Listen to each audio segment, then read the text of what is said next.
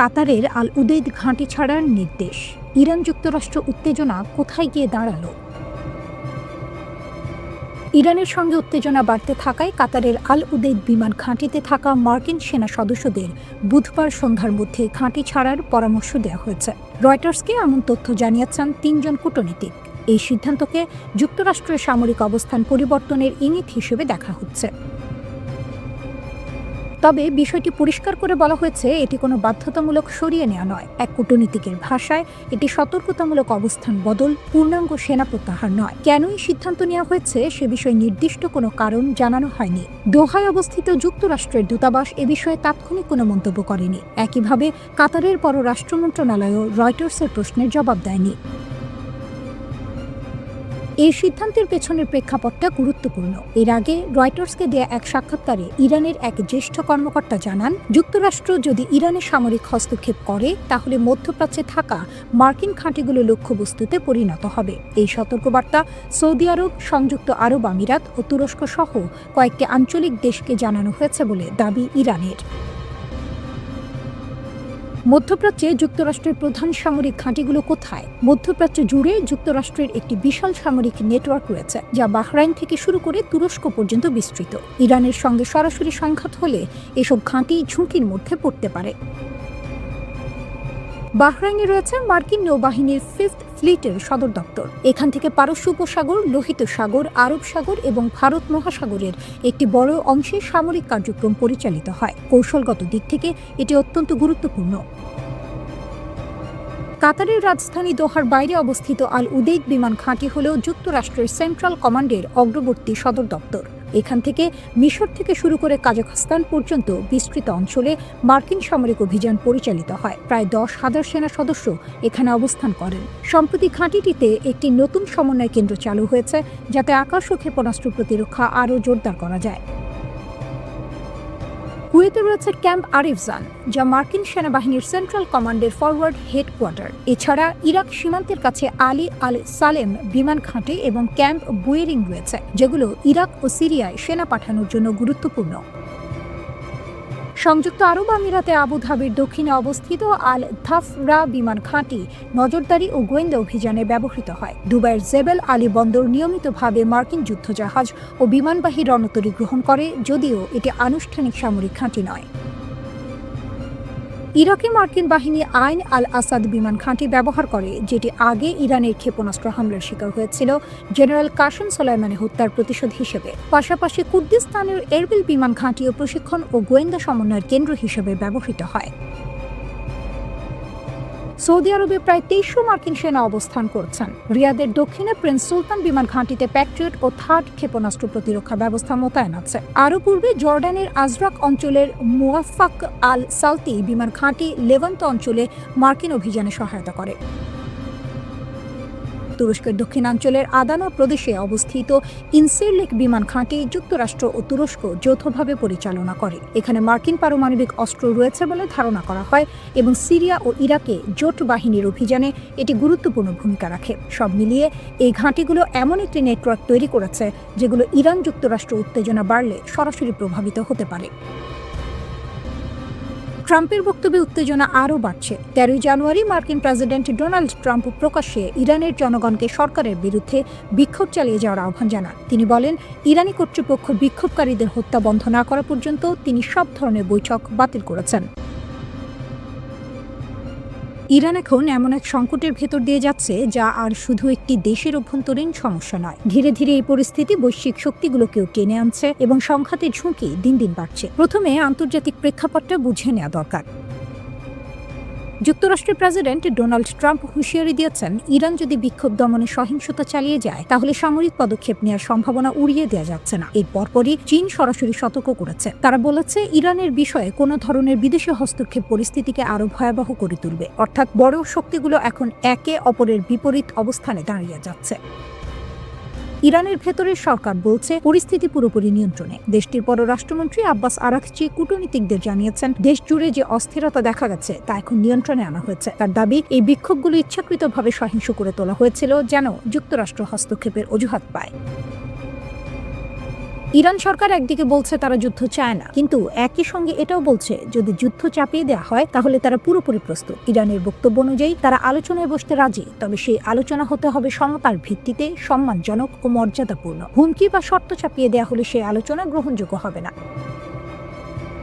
ওয়াশিংটনে চাপ বাড়ছে। প্রেসিডেন্ট ট্রাম্প বলছেন ইরান নাকি আলোচনার জন্য যোগাযোগ করেছে, কিন্তু তিনি একই সঙ্গে সতর্ক করছেন সময় ফুরিয়ে আসছে। যুক্তরাষ্ট্রের সামরিক বাহিনী নাকি সাইবার হামলা থেকে শুরু করে সরাসরি সামরিক আঘাত সব বিকল্প বিবেচনায় রেখেছে। ট্রাম্প স্পষ্ট করে বলেছেন যদি ইরান যুক্তরাষ্ট্রের ঘাঁটি বা সেনাদের লক্ষ্য করে হামলা চালায় তাহলে জবাব হবে এমন শক্তিশালী যা তারা কল্পনাও করতে পারবে না। পাল্টা হিসেবে ইরানও জানিয়েছে আক্রমণ হলে মার্কিন সামরিক ও বাণিজ্যিক স্থাপনাগুলো বৈধ লক্ষ্য হিসেবে বিবেচিত হবে। ট্রাম্প বলেন ইরান কি লাল রেখা অতিক্রম করছে আমি নিশ্চিত নই, তবে মনে হচ্ছে তারা সেটা শুরু করেছে। এমন কিছু মানুষ মারা যাচ্ছে যাদের মারা যাওয়ার কথা নয়। তিনি ইরানি নেতৃত্বকে সহিংস বলে আখ্যা দেন এবং জানান বিষয়টি খুব গুরুত্বের সঙ্গে দেখা হচ্ছে। সাংবাদিকদের প্রশ্নের জবাবে ট্রাম্প বলেন তিনি কখন, কোথায় বা কিভাবে হামলা হতে পারে সে তথ্য প্রকাশ করবেন না। তিনি দাবি করেন ইরান যদি যুক্তরাষ্ট্রে আঘাত হানে তাহলে এমন জবাব দেওয়া হবে যা তারা আগে কখনো কল্পনাও করেনি। তার ভাষায়, আমার কাছে খুব শক্তিশালী বিকল্প আছে। এই পুরো পরিস্থিতিতে ইসরায়েলের ভূমিকা অত্যন্ত গুরুত্বপূর্ণ। ইরানের সঙ্গে ইসরায়েলের দীর্ঘদিনের শত্রুতা রয়েছে। যদি ইরান যুক্তরাষ্ট্র সংঘাত শুরু হয় তাহলে এর প্রভাব ইসরায়েল সহ পুরো মধ্যপ্রাচ্যে ছড়িয়ে পড়বে। সব মিলিয়ে যা শুরু হয়েছিল অর্থনৈতিক সংকট থেকে তা এখন রূপ নিয়েছে রাজনৈতিক আন্দোলনে, আর সেই আন্দোলন এখন আন্তর্জাতিক শক্তির সংঘাতের কেন্দ্রবিন্দুতে চলে এসেছে। এই মুহূর্তে বিশ্ব শুধু তাকিয়ে আছে ইরান, যুক্তরাষ্ট্র, চীন এবং ইসরায়েলের সিদ্ধান্তের দিকে, কারণ এখানে একটি ভুল সিদ্ধান্ত পুরো মধ্যপ্রাচ্যের মানচিত্র বদলে দিতে পারে। ইরানে বিক্ষোভ, যুক্তরাষ্ট্র কেন সমর্থন দিচ্ছে? ইরানি সেনাবাহিনী কেন এত কড়া? ইরানে এখন যে চলছে সেটা শুধু একটি দেশের অভ্যন্তরীণ বিক্ষোভ নয়, এর সঙ্গে জড়িয়ে আছে অর্থনীতি, রাজনীতি, বিদেশি শক্তি এবং মধ্যপ্রাচ্যের বড় ভূ রাজনীতি। প্রথম প্রশ্ন, বিক্ষোভ শুরু হলো কেন? ইরানে বিক্ষোভ শুরু হয় অর্থনৈতিক কারণে। ডিসেম্বরের শেষ দিকে নিত্য প্রয়োজনীয় জিনিসের দাম হঠাৎ করে অনেক বেড়ে যায়। সাধারণ মানুষের আয় বাড়েনি, কিন্তু খরচ বেড়েছে কয়েকগুণ। ফলে মানুষ রাস্তায় নামে। শুরুর দিকে এই বিক্ষোভ ছিল ছড়িয়ে ছিটিয়ে, নেতৃত্বহীন, শুধু জীবনযাত্রার ব্যয় নিয়ে। কিন্তু কয়েকদিনের মধ্যেই এই বিক্ষোভ সরকার বিরোধী আন্দোলনে রূপ নেয়। দ্বিতীয় প্রশ্ন, সরকার কেন এত কঠোর হলো? ইরানের সরকারের দাবি এই বিক্ষোভ আর শুধু অর্থনৈতিক নয়। তাদের দাবি এই আন্দোলনের ভেতরে বিদেশি শক্তির প্রভাব আছে। এই কারণেই ইরানি সরকার নিরাপত্তা বাহিনী নামিয়েছে, ইন্টারনেট আংশিকভাবে বন্ধ করেছে, কঠোর হাতে বিক্ষোভ দমন করছে। সরকারি হিসাব অনুযায়ী সংঘর্ষে 65 জনের মৃত্যু হয়েছে। তৃতীয় প্রশ্ন, সেনাবাহিনী হঠাৎ বিবৃতি দিল কেন? এই অবস্থায় ইরানের সেনাবাহিনী প্রকাশ্যে একটি বিবৃতি দেয়। তারা বলে দেশের কৌশলগত অবকাঠামো, জনসম্পত্তি এবং জাতীয় স্বার্থ যে কোনো মূল্যে রক্ষা করা হবে। সেনাবাহিনীর অভিযোগ ইসরায়েলও কিছু শত্রুভাবাপন্ন গোষ্ঠী ইচ্ছাকৃতভাবে পরিস্থিতি অস্থিতিশীল করতে চাইছে। এখানে সেনাবাহিনীর মূল বার্তাটি পরিষ্কার: রাষ্ট্র দুর্বল নয় এবং প্রয়োজনে শক্তি ব্যবহার করবে। চতুর্থ প্রশ্ন, যুক্তরাষ্ট্র কেন বিক্ষোভকারীদের সমর্থন দিচ্ছে? এটাই সবচেয়ে গুরুত্বপূর্ণ প্রশ্ন। যুক্তরাষ্ট্রের পররাষ্ট্রমন্ত্রী মার্কো রুবিও প্রকাশ্যে বলেন, আমরা ইরানের সাহসী জনগণের পাশে আছি। এই বক্তব্য আসে তখনই যখন ইরান ইন্টারনেট বন্ধ করে বিক্ষোভ নিয়ন্ত্রণের চেষ্টা করেছে। এর কিছুক্ষণ পর মার্কিন প্রেসিডেন্ট ডোনাল্ড ট্রাম্প আরও এক ধাপ এগিয়ে যান। তিনি সরাসরি হুমকি দেন, আপনারা গুলি চালালে আমরাও চালাবো। এই বক্তব্য ইরানের কাছে কেবল কথার হুমকি নয়, এটা সামরিক চাপ তৈরির কৌশল। পঞ্চম প্রশ্ন, খামেনি এত ক্ষুব্ধ কেন? ইরানের সর্বোচ্চ নেতা আয়াতুল্লাহ আলী খামেনি ট্রাম্পের বক্তব্যকে ভণ্ডামি বলে আখ্যা দেন। তার যুক্তি, যুক্তরাষ্ট্র অতীতে ইরানের ওপর হামলা চালিয়েছে, নিষেধাজ্ঞা দিয়ে সাধারণ মানুষকে কষ্ট দিয়েছে, আর এখন হঠাৎ করে মানুষের পাশে আছে বলছে। খামেনির মতে এটা আসলে জনগণের ক্ষোভকে ব্যবহার করে রাষ্ট্রকে দুর্বল করার চেষ্টা। রাস্তায় আসলে কি হচ্ছে? তেহরান সহ বহু শহরে রাতভর সংঘর্ষ হয়েছে, সরকারি ভবনে অগ্নিসংযোগের ঘটনা ঘটেছে। একই সঙ্গে বিদেশি ফার্সি চ্যানেলগুলো বড় আকারের বিক্ষোভের ভিডিও দেখাচ্ছে, অর্থাৎ তথ্যযুদ্ধও চলছে। শেষ প্রশ্ন, সামনে কি হতে পারে? এখন ইরান দাঁড়িয়ে আছে 3টি চাপে: 1, ভেতরের অর্থনৈতিক ক্ষোভ; 2, সরকারের শক্ত অবস্থান; 3, যুক্তরাষ্ট্রের চাপ।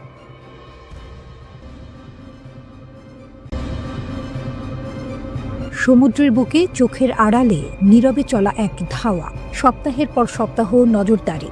হঠাৎ একদিন উত্তর আটলান্টিক মহাসাগরে মার্কিন সামরিক বাহিনীর হেলিকপ্টার নামল একটি তেলবাহী জাহাজের উপর। জাহাজটির নাম তখন মারিনারা, আগে যার নাম ছিল বেলা 1। রাশিয়ার পতাকা উঠছিল মাস্তুলে। সেখান থেকেই শুরু হয় নতুন এক আন্তর্জাতিক উত্তেজনা। যুক্তরাষ্ট্রের দাবি এই ট্যাঙ্কারটি ছিল তথাকথিত শ্যাডো ফ্লিটের অংশ, অর্থাৎ এমন জাহাজ যেগুলো আন্তর্জাতিক নিষেধাজ্ঞা এড়িয়ে তেল পরিবহন করে। মার্কিন কর্মকর্তাদের মতে মারিনারা ভেনেজুয়েলা, রাশিয়া ও ইরানের মতো নিষেধাজ্ঞার আওতায় থাকা দেশগুলোর তেল বহন করছিল।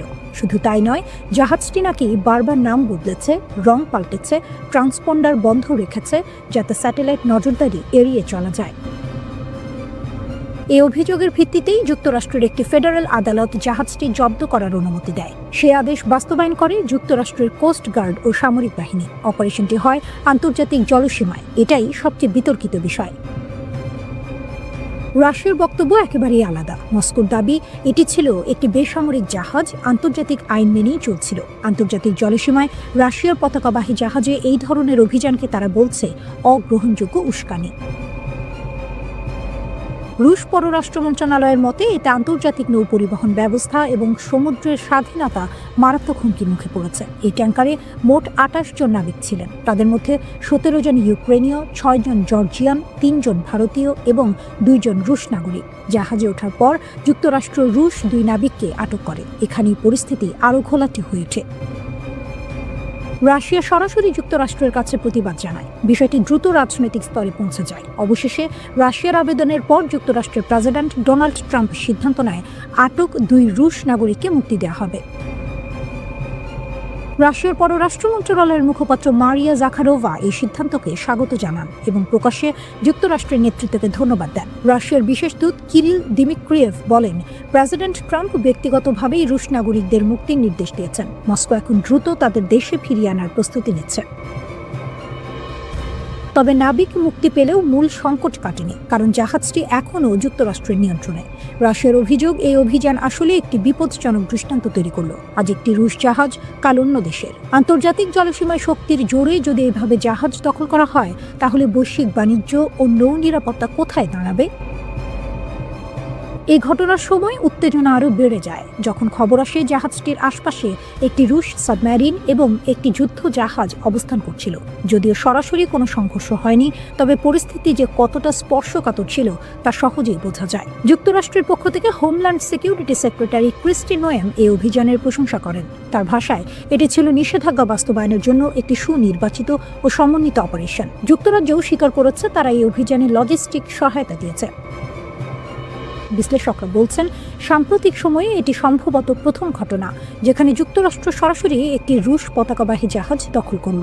নাবিক মুক্তি হয়তো সাময়িকভাবে উত্তেজনা কমাবে, কিন্তু আসল প্রশ্নটা রয়ে গেল, আন্তর্জাতিক জলসীমায় ক্ষমতার সীমা কোথায়? নিষেধাজ্ঞা মানাতে গিয়ে কি বিশ্ব ধীরে ধীরে সমুদ্রের নতুন সংঘাতের দিকে এগোচ্ছে? মার্কিন হামলা সত্ত্বেও ইরান কি সত্যিই পরমাণু বোমা বানানোর পথে? পরমাণু রহস্য, ট্রাম্পের দাবি বনাম বাস্তব চিত্র। ডোনাল্ড ট্রাম্প দাবি করেছিলেন মার্কিন হামলায় ইরানের পারমাণবিক স্থাপনাগুলো পুরোপুরি ধ্বংস হয়ে গেছে।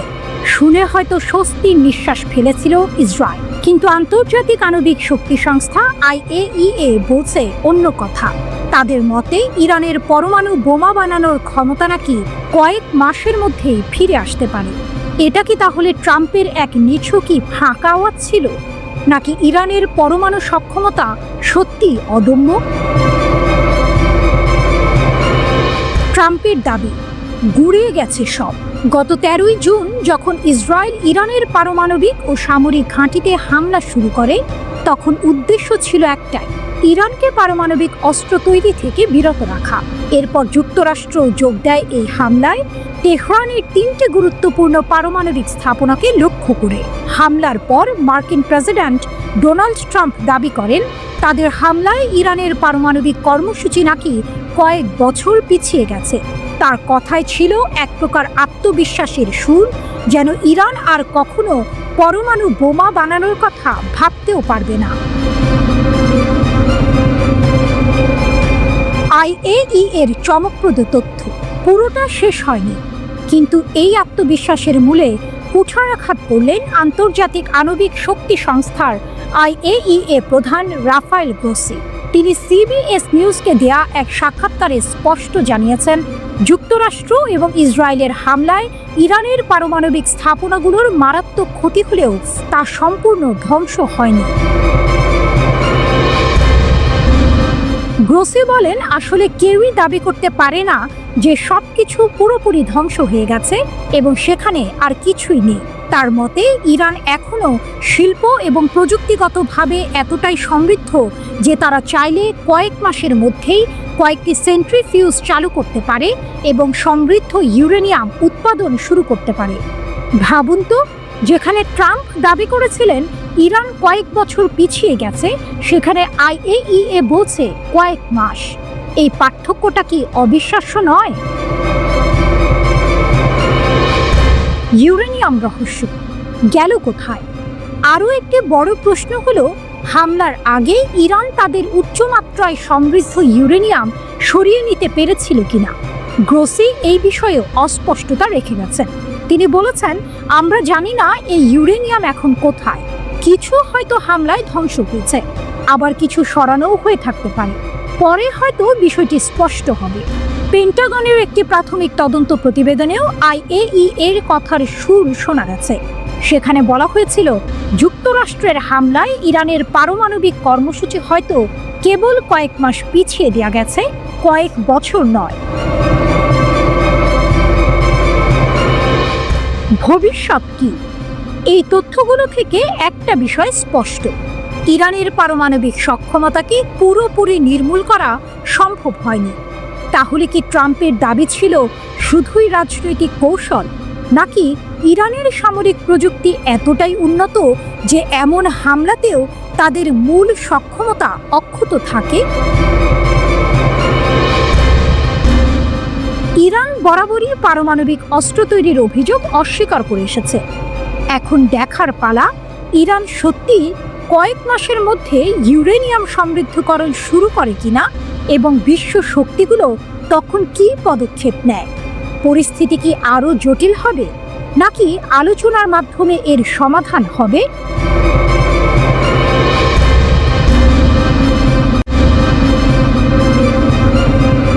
ইরান ইসরায়েল উত্তেজনার রেশ কাটতে না কাটতেই আবারও আলোচনার কেন্দ্রে চলে এসেছে ইরানের পরমাণু কর্মসূচি। এবার আর ফোর্দ নয়, বিশ্ববাসীর নজর এখন মধ্য ইরানের ইস্পাহানের ভূগর্ভে। সেখানেই লুকিয়ে আছে তেহরানের সবচেয়ে গোপন এবং দুর্ভেদ্য পারমাণবিক ঘাঁটি, যেখানে রয়েছে ইরানের সমৃদ্ধ ইউরেনিয়ামের সবচেয়ে বড় মজুদ। ইস্পাহানের গোপন রহস্য। ওয়াশিংটনের সামরিক ও গোয়েন্দা কর্মকর্তারা দাবি করেছেন, ইস্পাহানের এই ঘাঁটিতে ইরান তার ইউরেনিয়ামের প্রায় 60% মজুত করে রেখেছে। মার্কিন কর্মকর্তারা স্বীকার করেছেন, ইস্পাহান পারমাণবিক স্থাপনায় হামলায় যুক্তরাষ্ট্র শক্তিশালী বাংকার বাস্টার বোমা ব্যবহার করেনি, কারণ এই স্থাপনাটি এতটাই গভীরে যে এই ধরনের বোমাও সেখানে কার্যকর হতো না। মার্কিন সিনেটরদের এক গোপন ব্রিফিংয়ে এই চাঞ্চল্যকর তথ্য নিশ্চিত করেছেন মার্কিন প্রতিরক্ষা বিভাগের জয়েন্ট চিফস অব স্টাফের চেয়ারম্যান জেনারেল ড্যান কেইন। মার্কিন সংবাদ মাধ্যম CNN এই খবর জানায়। মার্কিন কর্মকর্তারা বিশ্বাস করেন, স্থাপনাটির ভেতরের অংশ, যেখানে ইরানের প্রায় 60% সমৃদ্ধ ইউরেনিয়াম মজুদ রয়েছে, তা এতটাই গভীরে অবস্থিত যে সেগুলো ধ্বংস করা এই বোমার পক্ষেও সম্ভব হতো না। হামলার কৌশল বাংকার বাস্টার নয়, টমাহক। সাধারণত যুক্তরাষ্ট্রের B-2 বোমারু বিমান থেকে ফোর্দ ও নাতাঞ্জ স্থাপনার ওপর ডজন খানেক বাংকার বাস্টার ফেলা হলেও ইস্পাহানে কেবল সাবমেরিন থেকে ছোড়া টমাহক ক্ষেপণাস্ত্রের মাধ্যমে আঘাত করা হয়েছে। এই ভিন্ন কৌশলই বলে দিচ্ছে ইস্পাহানের দুর্ভেদ্যতার গল্প। জেনারেল কেইনের পাশাপাশি প্রতিরক্ষা সচিব পিট হেগসেট, পররাষ্ট্রমন্ত্রী মার্কো রুবিও এবং মার্কিন গোয়েন্দা সংস্থা CIA এর পরিচালক জন র্যাডক্লিফ এই ব্রিফিংয়ে উপস্থিত ছিলেন। CIA জানিয়েছে ইরানের সবচেয়ে গুরুত্বপূর্ণ সমৃদ্ধ ইউরেনিয়ামের মজুদ ইস্পাহান ও ফোর্দোতে অবস্থিত। ডেমোক্রেট সিনেটর ক্রিস মার্ফি সাংবাদিকদের জানিয়েছেন, ইরানের কিছু স্থাপনা এতটাই গভীরে যে সেখানে মার্কিন সামরিক হামলার কোনো সক্ষমতাই পৌঁছাতে পারে না। তারা তাদের মজুদের বেশিরভাগ অংশ এমন সব জায়গায় সরিয়ে নিতে সক্ষম হয়েছে যেখানে যুক্তরাষ্ট্রের বোমা হামলা কোনো ক্ষতি করতে পারবে না। ইউরেনিয়াম সরানোর বিতর্ক, ট্রাম্পের দাবি বনাম বিশেষজ্ঞদের ধারণা। এদিকে প্রতিরক্ষা সচিব পিট হেগসেট বলেছেন, মার্কিন হামলা থেকে রক্ষায় ইরান তার উচ্চমাত্রায় সমৃদ্ধ ইউরেনিয়াম অন্যত্র সরিয়ে নিয়েছে, এমন কোনো গোয়েন্দা তথ্য তার জানা নেই। মার্কিন প্রেসিডেন্ট ডোনাল্ড ট্রাম্পও দাবি করেছেন, হামলার আগে কোনো ইউরেনিয়াম সরানো হয়নি। 21 জুন ভোরে ইরানের 3টি পারমাণবিক স্থাপনায় হামলা চালায় যুক্তরাষ্ট্র। এর আগে বলা হয়েছিল 3 স্থাপনাতেই 1 ডজনেরও বেশি 30,000 পাউন্ড ওজনের বাংকার বাস্টার বোমা দিয়ে আঘাত করা হয়েছে। ইরান ইসরায়েলের যুদ্ধবিরতি হলেও ইরানের পারমাণবিক কর্মসূচি নিয়ে কয়েকদিন ধরেই চলছে তুমুল আলোচনা। মার্কিন হামলায় ইরানের পারমাণবিক স্থাপনাগুলো পুরোপুরি ধ্বংস হয়ে গেছে বলে ট্রাম্প দাবি করলেও এক প্রাথমিক গোয়েন্দা প্রতিবেদনে এই দাবির ব্যাপারে সন্দেহ পোষণ করা হয়। বিশেষজ্ঞরাও ধারণা করেছেন, ইরান উচ্চমাত্রায় সমৃদ্ধ ইউরেনিয়াম অন্য কোথাও সরিয়ে নিয়ে থাকতে পারে। এমনকি ইরানের একজন কর্মকর্তাও বলেছেন, তারা আগেই সমৃদ্ধ ইউরেনিয়াম সরিয়ে ফেলেছে।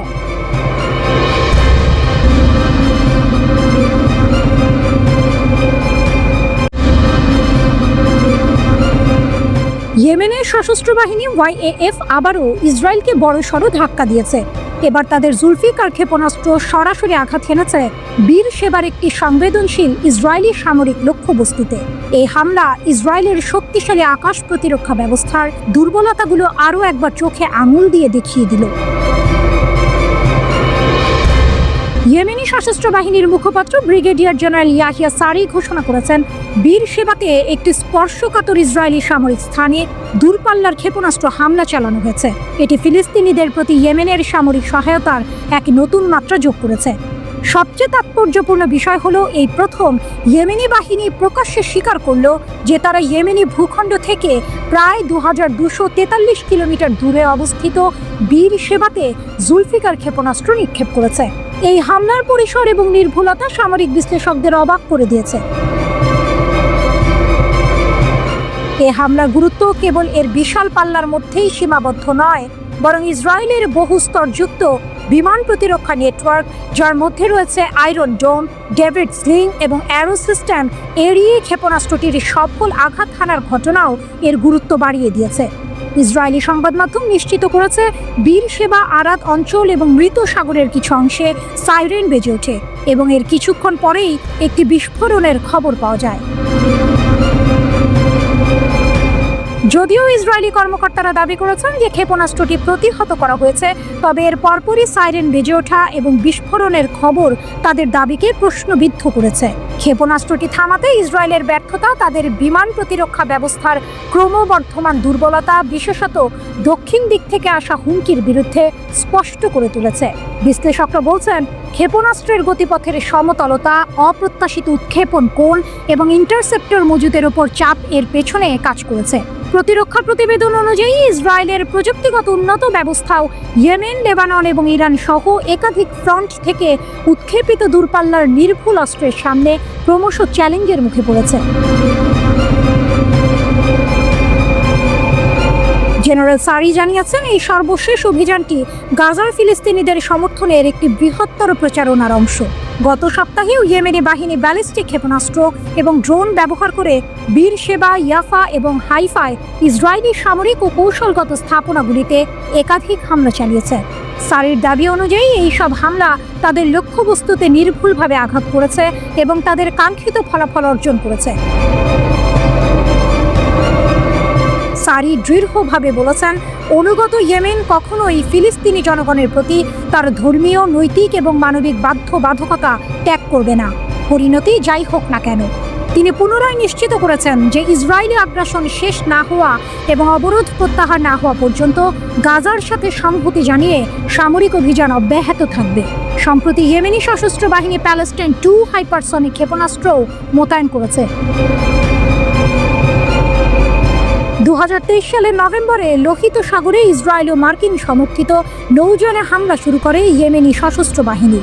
এরপর যুক্তরাষ্ট্র ইসরায়েল দফায় দফায় ইয়েমেনে হামলা চালালেও তাদের তৎপরতা থামানো যায়নি। গোষ্ঠীটি ইরান সমর্থিত। ইরানের স্বার্থে পশ্চিমাদের সঙ্গে প্রক্সি যুদ্ধে লিপ্ত তারা।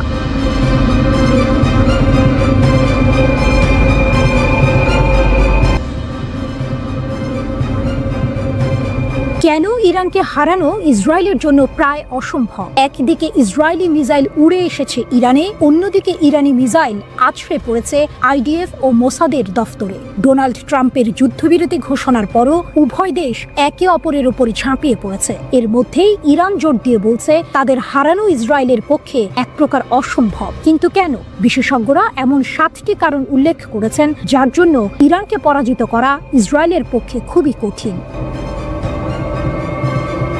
হরমুজ প্রণালী। দক্ষিণ ইরানের সীমান্ত ঘেঁষা হরমুজ প্রণালী বিশ্বের অন্যতম গুরুত্বপূর্ণ জলপথ। মাত্র 33 কিলোমিটার চওড়া এই পথ দিয়েই বিশ্বের প্রায় 20% তেল পরিবহন হয়। এর গুরুত্ব এতটাই যে বিশ্লেষকরা এটিকে পৃথিবীর রক্তনালী বলে থাকেন। এই প্রণালীর আশপাশের 7টি দ্বীপ ইরানের নিয়ন্ত্রণে, যা তাদের এক অনন্য ভূ রাজনৈতিক শক্তি এনে দিয়েছে। ইরান ইতোমধ্যে এই জলপথ বন্ধ করে দেওয়ার হুমকি দিয়েছে, যা পশ্চিমা দেশগুলোকে রীতিমতো আতঙ্কিত করে তুলেছে। এই প্রণালী বন্ধ হলে বৈশ্বিক অর্থনীতিতে ভয়াবহ প্রভাব পড়বে, যা ইরানকে একটি শক্তিশালী দর কষাকষির ক্ষমতা এনে দিয়েছে। ব্যালিস্টিক ও ড্রোনের অপ্রতিরোধ্য শক্তি। ইরানের ব্যালিস্টিক ক্ষেপণাস্ত্রের পাল্লা প্রায় 2000 কিলোমিটার। এর মানে হলো শুধু ইসরায়েল নয়, ইউরোপের যে কোনো লক্ষ্যবস্তুতেও আঘাত হানতে পারে ইরানি মিসাইল। এছাড়া ইরান সস্তায়, শক্তিশালী ও কার্যকর ড্রোন বানিয়ে ব্যাপক সাড়া ফেলেছে। প্রকৃতি ইরানের দুর্গ। পাহাড় ও মরুভূমি, প্রাকৃতিক বৈচিত্র্যে ভরপুর ইরান যেন নিজেই এক দুর্ভেদ্য দুর্গ। পশ্চিম ও দক্ষিণ সীমান্ত জুড়ে জাগ্রস পর্বতমালা দেশটিকে রক্ষা করে চলেছে। এই পাহাড় এতটাই দুর্গম যে ওই দিক থেকে হামলা প্রায় অসম্ভব। উত্তরেও রয়েছে প্রতিরক্ষামূলক আলবর্জ পর্বতমালা। অন্যদিকে ইরানের রয়েছে মূল্যবান খনিজ সম্পদ, যেমন ইউরেনিয়াম, সোনা, রূপা আর দস্তা। পাহাড় পেরিয়ে কেউ ইরানে ঢুকতে পারলেও সামনে পড়বে লুত মরুভূমি, যা পৃথিবীর অন্যতম ভয়ানক গরম জায়গা। তাই এই অঞ্চল দিয়ে সৈন্য ও রসদ পাঠানো কার্যত অসম্ভব। প্রকৃতি নিজেই ইরানের সবচেয়ে শক্তিশালী প্রতিরক্ষা ব্যূহ। বিশ্বস্ত মিত্রদের সমর্থন। ইরানের সঙ্গে রাশিয়া ও চীনের সম্পর্ক বেশ ভালো। রুশ গোয়েন্দা বাহিনী ইরানকে অনেকটাই সাহায্য দেয়, যা তাদের সামরিক সক্ষমতাকে আরও বাড়িয়ে তোলে। সম্প্রতি চীনও এই বিষয়ে মুখ খুলেছে, যা ইরানের আন্তর্জাতিক অবস্থানকে আরও শক্তিশালী করেছে। তেলের অফুরন্ত ভান্ডার। বিশ্বে মোট উৎপাদিত তেলের একটি বড় অংশ ইরান উৎপাদন করে। ইরানের তেল ও প্রাকৃতিক গ্যাস মজুদের পরিমাণ যথাক্রমে বিশ্বের মোট রিজার্ভের 10 ও 15%। এই বিশাল মজুদ তাদের অর্থনৈতিক ও রাজনৈতিকভাবে অন্য অনেক দেশের থেকে এগিয়ে রেখেছে। এটি তাদের উপর চাপ সৃষ্টি করা কঠিন করে তোলে, কারণ বিশ্বের জ্বালানি বাজারে ইরানের একটি গুরুত্বপূর্ণ ভূমিকা রয়েছে।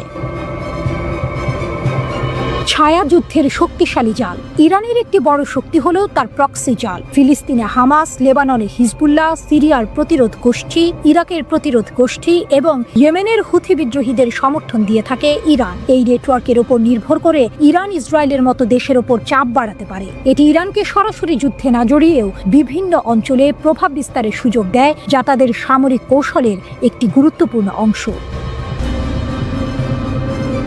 3 মহাদেশের সংযোগস্থলে কৌশলগত অবস্থান। ইউরোপ, এশিয়া এবং আফ্রিকা, এই 3টি মহাদেশের সংযোগস্থলে ইরানের অবস্থান। দেশটির রয়েছে 3টি গুরুত্বপূর্ণ জলসীমা। উত্তরে কাস্পিয়ান সাগর এবং দক্ষিণে পারস্য উপসাগর ও ওমান উপসাগর। গত 500 বছর ধরে একই সীমান্ত নিয়ে টিকে রয়েছে দেশটি। পৃথিবীর এমন কোনো শক্তি নেই যারা ইরানকে দখল করতে চায়নি, কিন্তু বারবারই ব্যর্থ হয়েছে এই ভৌগোলিক অবস্থানের জন্যই। এই কৌশলগত অবস্থান ইরানকে এক অজেয় শক্তি হিসেবে প্রতিষ্ঠিত করেছে।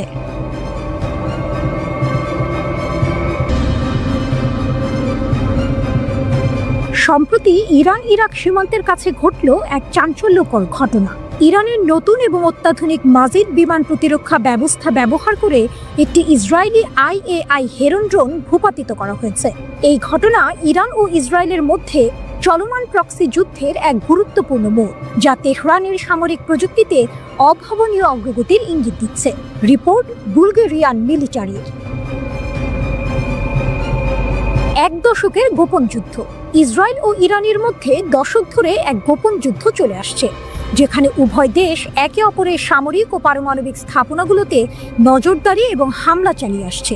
এই লড়াইয়ে ইসরায়েল হেরনের মতো ড্রোনগুলোর উপর অনেক বেশি নির্ভরশীল, যা নজরদারি ও হামলার জন্য ব্যবহৃত হয়।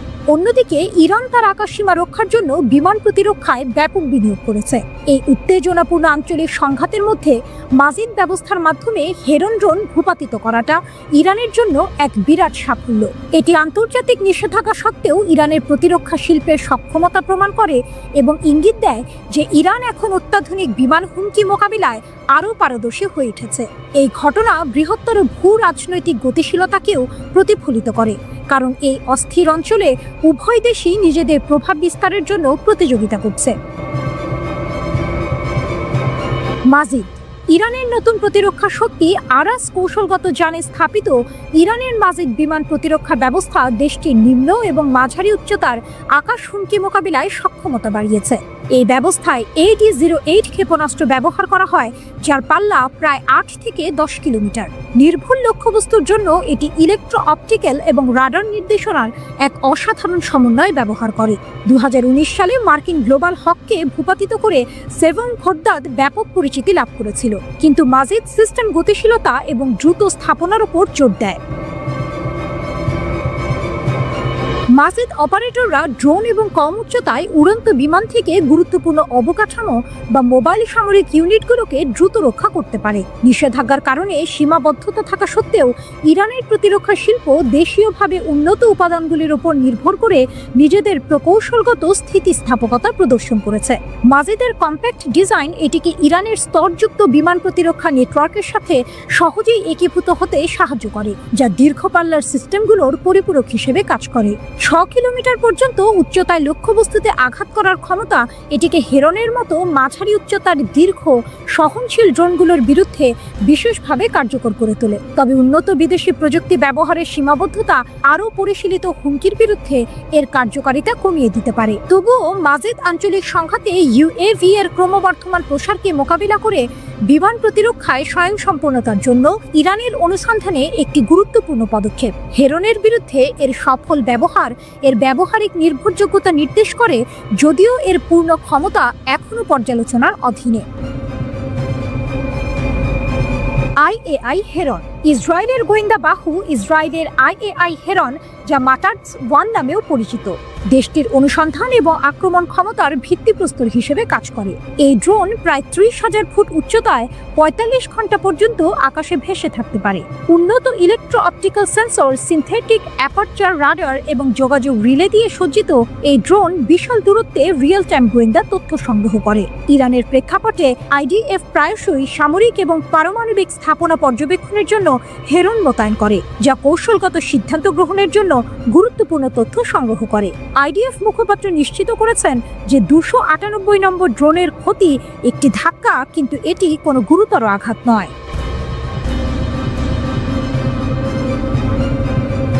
একটি জাতি জানে প্রতিটি নিঃশ্বাসের পাশে লুকিয়ে আছে ষড়যন্ত্রের ছায়া, তবু পায়ের নিচের মাটি তারা কারো দখলে যেতে দেয় না। তেহরান যেন শ্বাস নেয় আগুনে, কথা বলে বজ্রের তালে। সেখানে নেতৃত্ব মানে প্রতিজ্ঞার প্রতিচ্ছবিও, সেখানে প্রতিশোধ মানে অগ্নিকাথা।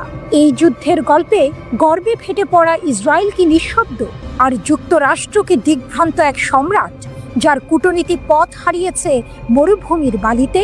ইরানের শীর্ষ সামরিক কর্মকর্তারা যুক্তরাষ্ট্র এবং ইসরায়েলের বিরুদ্ধে কঠোর হুঁশিয়ারি উচ্চারণ করেছেন। তারা দাবি করেছেন ইরান সাম্প্রতিক সংঘাতে নিজেদের ইচ্ছাকে প্রতিষ্ঠিত করতে সক্ষম হয়েছে এবং ভবিষ্যতে যে কোনো আগ্রাসনের বিরুদ্ধে কঠোর প্রতিশোধ নিতে প্রস্তুত। ইরানের বিজয় দাবি এবং ইসরায়েলের ক্ষয়ক্ষতি। ইরানের সশস্ত্র বাহিনীর প্রধান major general Abdur Rahim Musavi জোর দিয়ে বলেছেন যে ইরান সর্বশেষ সংঘাতে যুক্তরাষ্ট্র এবং ইসরায়েল উভয়ের বিরুদ্ধেই বিজয়ী হয়েছে। তিনি দাবি করেছেন ইরানের সামরিক বাহিনী শত্রুদের প্রধান সামরিক, কৌশলগত এবং গবেষণা কেন্দ্রগুলিকে টার্গেট করে তাদের ছাই করে দিয়েছে। মুসাভি অভিযোগ করেছেন ইসরায়েল ক্ষতির চিত্র প্রকাশে কঠোর সেন্সরশিপ আরোপ করেছে, কারণ ক্ষয়ক্ষতি ছিল উল্লেখযোগ্য এবং উত্তর থেকে দক্ষিণ পর্যন্ত সমগ্র সত্তা জুড়ে বিস্তৃত। তিনি ব্যঙ্গ করে বলেছেন শত্রুদের অত্যাধুনিক বিমান প্রতিরক্ষা ব্যবস্থা দখলকৃত অঞ্চলকে রক্ষা করতে ব্যর্থ হয়েছে এবং বসতি স্থাপনকারীদের বাংকারে যাওয়া ছাড়া আর কোনো আশ্রয়স্থল ছিল না। পারমাণবিক স্থাপনার ওপর আক্রমণের পাল্টা জবাব। ইরানের পারমাণবিক স্থাপনাগুলিতে আমেরিকান হামলার প্রতিক্রিয়ার বিষয়ে মুসাভি স্পষ্টভাবে জানিয়েছেন প্রতিশোধ নেওয়া তেহরানের যে কোনো আক্রমণকারীর মোকাবেলা করার লৌহ সংকল্পের একটি স্পষ্ট প্রদর্শন। তার এই মন্তব্য ইরানের পারমাণবিক কর্মসূচিকে ঘিরে চলমান উদ্বেগের মধ্যে আরও উত্তেজনা সৃষ্টি করেছে। মুসাভি তার বক্তব্য শেষ করেছেন একটি চরম হুঁশিয়ারি দিয়ে। শত্রুরা যদি আরেকটি কৌশলগত ভুল করে তাহলে তাদের ইতিহাসের রাস্তা কুড়ে নিক্ষেপ করা হবে। এই উক্তিটি ইরানের দৃঢ় সংকল্পের বহিঃপ্রকাশ এবং এর শত্রুদের জন্য একটি স্পষ্ট বার্তা। একইভাবে ইরানের Islamic revolutionary guard corps IRGC এর commander in chief major general Mohammad পাকপুরও ইসরায়েল বা যুক্তরাষ্ট্রের যে কোনো আগ্রাসনের বিরুদ্ধে ইরানের দৃঢ় প্রতিশোধের প্রতিশ্রুতি দিয়েছেন। তিনি উল্লেখ করেছেন ইরান 12 দিনে যেভাবে প্রতিক্রিয়া দেখিয়েছিল সেভাবেই তারা তীব্রভাবে প্রতিশোধ নেবে যদি শত্রুরা আবার ভুল করে। পাকপুর আরও বলেছেন ইরানের নেতৃত্ব কখনোই এই নৃশংস শত্রুর ওপর আস্থা রাখেনি এবং জাতীয় সার্বভৌমত্ব রক্ষা করা একটি অআলোচনাযোগ্য কর্তব্য। ইরানের ওপর ইসরায়েলি আগ্রাসনের প্রথম দিনে মেজর জেনারেল হোসেন সালামির মৃত্যুর পর IRGCর সাবেক স্থলবাহিনীর কমান্ডার পাকপুরকে IRGCর নতুন কমান্ডার ইন চিফ হিসেবে নিযুক্ত করা হয়। এই নেতৃত্ব পরিবর্তন সম্ভবত ইরানের সামরিক কৌশলে নতুন মাত্রা যোগ করবে। বিজ্ঞানীদের হত্যা করে জ্ঞানকে হত্যা করা যায় না, তার প্রমাণ ইরান। দেশটি নিজেদের তৈরি অত্যাধুনিক ক্ষেপণাস্ত্র দিয়ে ইসরায়েলের সামরিক গর্বের প্রতীক আকাশ প্রতিরক্ষা ব্যবস্থাকে ব্যর্থ করে দিয়েছে। টানা হামলা করে ইসরায়েলকে পুরোপুরি অসহায় ও নাজেহাল করে ছাড়ে ইরানি সামরিক বাহিনী। ইতিহাস বহুবার দেখিয়েছে যুক্তরাষ্ট্রের মতো কিছু পশ্চিমা দেশ প্রাচ্যের দেশগুলোর সঙ্গে যুদ্ধে জড়িয়ে তাদের নীতি চাপানোর সময় গোলমাল বাঁধিয়ে ফেলে। পশ্চিমা শিবির প্রাচ্যের নিজস্ব ক্ষমতা ঠিকভাবে বুঝতে ব্যর্থ হয় বলে মনে করে ইরান। দেশটি মনে করে গত 40 বছরে তাদের সবচেয়ে বড় অর্জন হলো পূর্ণ স্বাধীনতা এবং স্বয়ংসম্পূর্ণ হয়ে ওঠা।